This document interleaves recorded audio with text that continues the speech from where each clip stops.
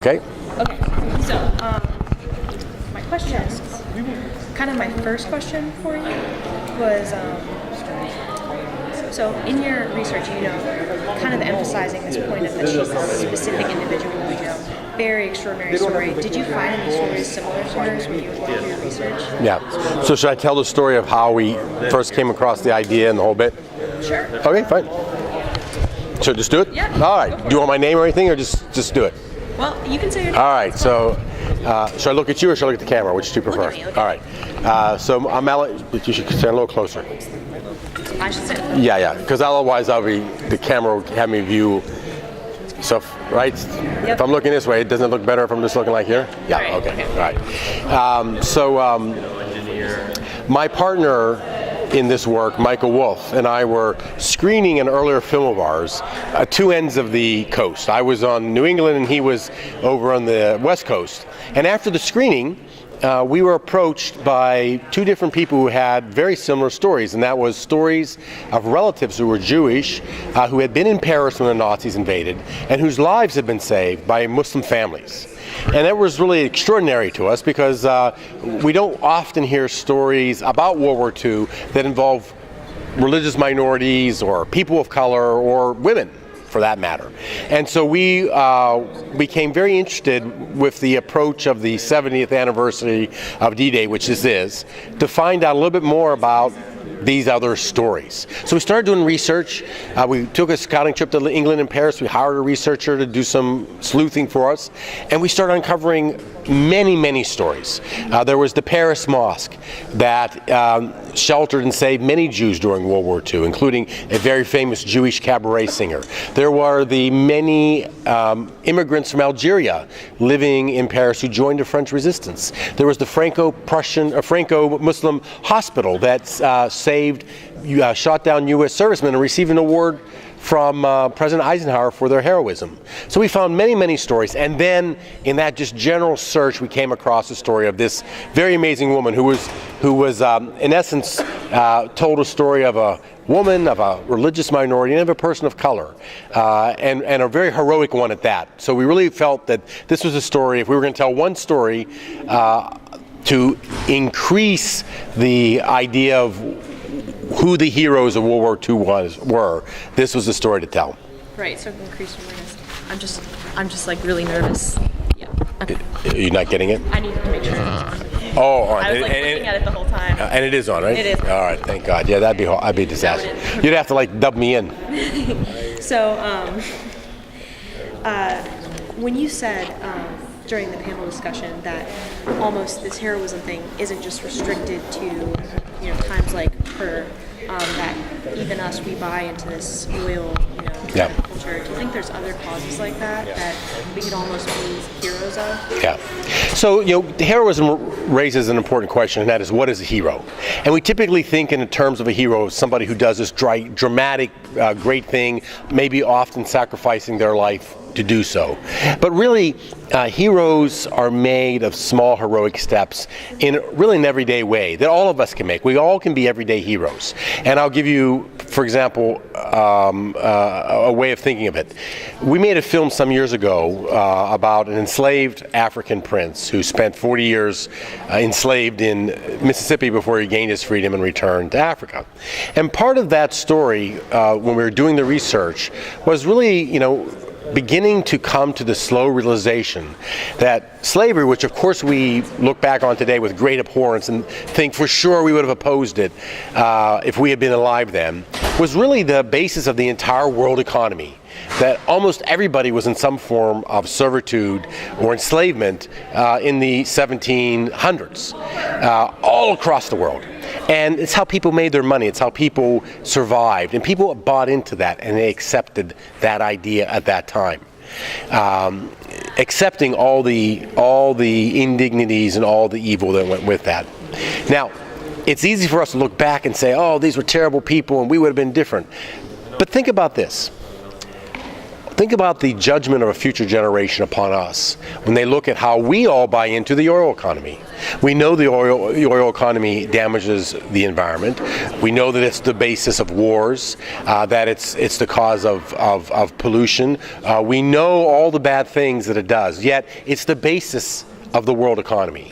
And all of us know these things, but we get into our cars, we fly in our airplanes, we use oil, and we accept various conflicts around the world that are happening over oil. So the question is, can we be everyday heroes with regard to that? And with regard to other things. Heroism happens in small steps, and so does evil.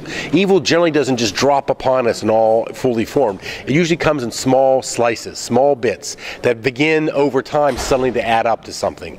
And so are heroic acts. They come in small slices that add up to something great, if pursued over time. So we don't have to look at these extraordinary circumstances like World War II to find a cause worthy of us devoting our heroism to. There are opportunities to be heroes all the time in everyday part of our lives. Right. So when you were, trying to decide the people that were kind of influenced, how did you figure out who you were going to interview and who was kind of important, integral to the story that you're trying to create? So the decision on who you interview for a film like ours, or really any documentary film, is both a combination of finding people who have the right expertise, finding people who are good on camera, and also, in a way, it's almost like casting a film. Even your interviewees, they have to have a chemistry together. They have to balance each other off in different ways. And so it's actually quite a long process of meeting people, talking to them, seeing what they have to share, sometimes doing pre-interviews to see how they are on camera, and then in essence kind of casting your story, your historical story in our case, with who's the right World War II scholar and who's the right scholar who knows something about her personal life story. And in our case, there was a religious dimension to this film, so who are the right religious scholars and so forth, and kind of putting that together until you get the right mix. Okay, and so how long did this movie take to make? Yeah, from the minute we pressed the go button until its completion, it was about 18 months. Filmmaking typically is about a year or so of preparation. It takes quite a lot of prep, followed by a month at most of actual lights, camera, action, and then about 6 months of editing. Okay, so I was going to ask you if it was more research or more filming, but I guess that tells me that it's more. Yeah, I mean, in all these things, I mean, if any movie you look at, or even any documentary you look at that has a reenactment capacity, imagine that every single detail has to be thought about, decided on, what the color of the wall is going to be, what the costuming is, what are the various props, where people are moving, where people are standing, what they look like, what they're saying. I mean, there's so much thinking and planning, and not easy thinking and planning at that goes into these things, that so much of the time is taken up just in that. And what I was thinking when I was watching it was, every person seems to come at it in a different way, almost their own personal connection. What is your sort of personal connection? Because I heard you saying earlier that your parents aren't Muslim. Yeah. So what kind of brought you towards her? Well, one of the things that our company, Unity Productions Foundation's mission is to really try to build peace and understanding about Muslims by telling the stories beyond the headlines. We all know the headlines, we all see them, and they tend to narrow our vision to just a certain part of the world, a certain segment of that part of the world, certain causes. And we begin to think that all of Muslim history and all the Muslim world today is about that, and it's not, clearly.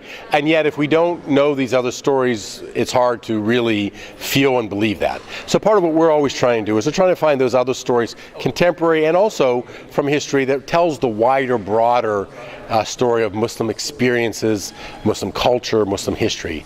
And so our initial attraction was finding so many stories having to do with Muslims in World War II really surprised us. But I think what you end up doing is you end up when you do these historical documentaries, particularly when they're about a person, you become you sort of live with that person for several years, and you get to know them in a very, I would even say, intimate way. We had access to her personal letters and journal entries, and her writing and scratching out a copy of drafts of stories that she was producing. So you really got a feeling for a real living, breathing person. It really comes to life in your light.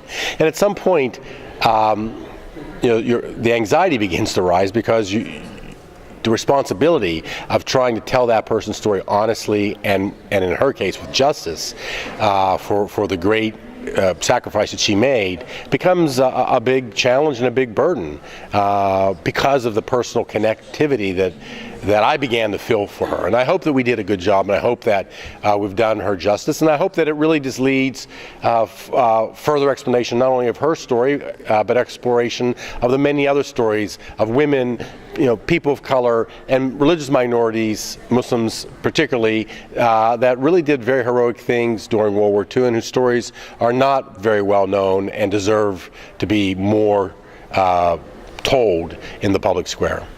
Right. One of the things that You have to go, please. Okay, yeah, that's fine. Is that good? Yeah. Is there anything else No. you'd like to add? No. That's fine.